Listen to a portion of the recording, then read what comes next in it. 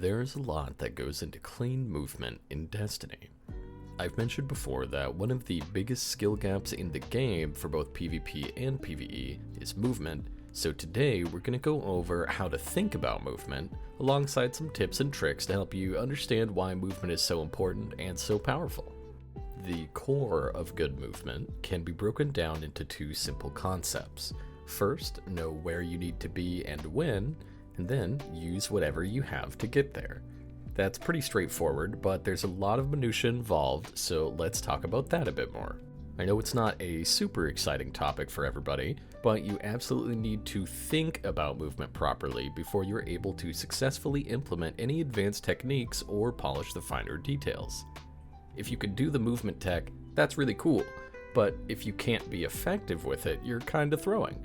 So you need to bolster your fundamentals around the fancy movement before you start to hone those more specific skills. So firstly, knowing where you need to be and when is extremely important when doing any kind of activity that involves mechanics. Most of the time, being just barely too late is going to wipe the team in a raid, and if it isn't a wipe, your team will be worse off if they have to delay their role's operations just to wait for you. Or maybe you won't get to where you need to be in time during a solo flawless dungeon attempt and then die at the final boss. Now, while that's all pretty obvious, it's not always clear what went wrong if you're still practicing consistency and learning to be a faster player. So the first thing to consider when trying to correct mistakes and stop being late or dying while doing mechanics is to focus on your decision-making process and fine-tune that for whatever you're doing. This by no means will cover every situation in the game. That just wouldn't be possible, but here are some questions to consider working into your moment-to-moment decision-making. If it's dangerous to get there quickly, how can I buff myself or avoid danger on the way? Should I spend the time to get a buff to cover myself, or can I just tank any incoming damage and move as fast as possible to dodge everything? When I get there, what do I need to have for the next step? There are a lot of those questions you could ask yourself, and since each encounter is unique, they require different decisions to be made, but you can extrapolate those lines of thinking to other situations and loadouts. It's very important to consider what you need, what you have, and when to use what you have in every situation.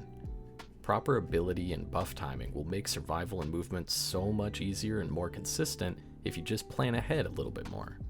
More than learning any movement tech, more than having any top tier loadout, the one thing that really speeds you up and makes your Guardian much more reliable is decision making. The faster you make these decisions and calculations, the faster you'll be able to put together what exactly needs to happen and how you're going to do it. If you want to get faster, you have to do these things in order. Understand your tools, understand your positioning, make your decisions faster, and then you can execute. So this is where the movement tips are going to come in. Since I'm currently trapped in video format, I can't specialize any advice to tell you what you specifically could improve on, so I'm just going to throw a few movement tips I can think of off the top of my head here and explain how they can help. First thing, most enemies in the game are optional.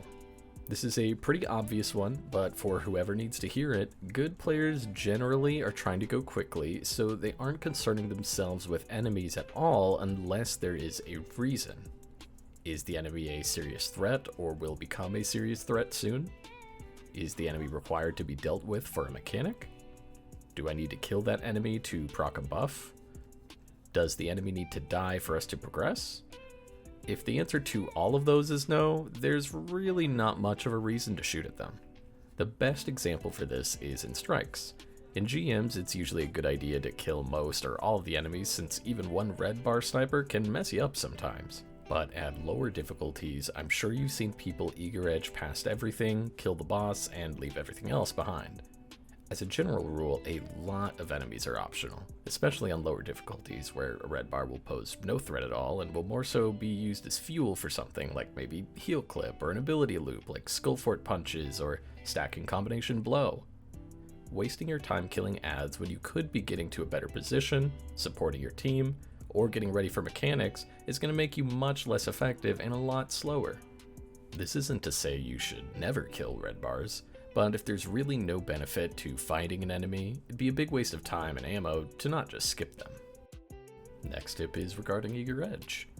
Isn't it annoying when you swing and you're just trying to go past some enemies, but your sword decides you actually meant to lunge at the nearest cursed thrall? For that, just look up.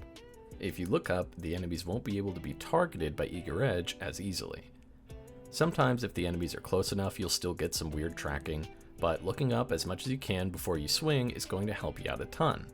Now, Bungie did mention that they are changing something about eager edge tracking in Edge of Fate, so looking up may not be necessary in the future, but for now it's pretty good to know. Now let's talk about Icorus Dash for a second. Many times when you're learning how to use Icorus Dash for movement, you're trying to move as fast as possible in a long, mostly straight line. But what can kill your momentum is not jumping at the right time. Here's the difference between correct and incorrect jump timing.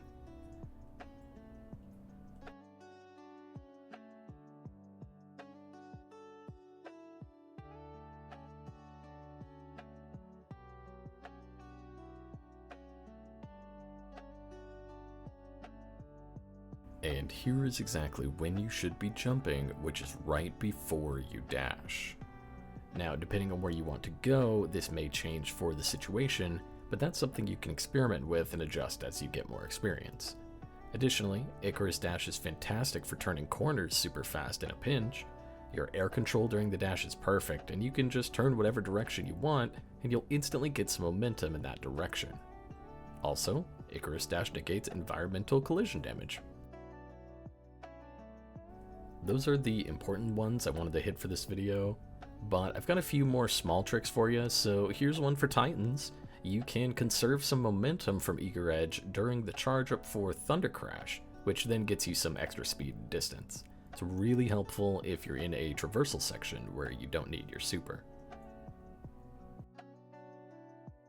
If you're on a Sparrow and are falling a long way but don't want to blow up, just hit the ground during your dodge animation and you won't take any damage at all. Now, the last tip for today, isn't it annoying how inconsistent grabbing ledges feels? Well, believe it or not, you actually have more control over ledge grabs than you might think at first. All you have to do is look directly at the ledge and make your camera perpendicular with the ledge. If you're looking off to the side or it's too high, you may not grab it, but if you do look at it straight on, you'll be able to grab ledges much more consistently.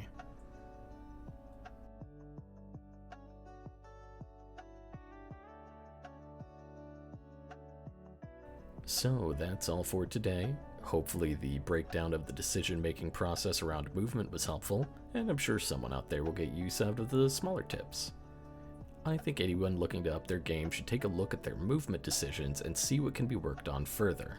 Clean movement is what strings all of your game knowledge together, so you need to be able to rely on those skills in content where you really have to push yourself. Let me know if there were any other bits of movement knowledge I didn't talk about, and I'll see you around in the next video.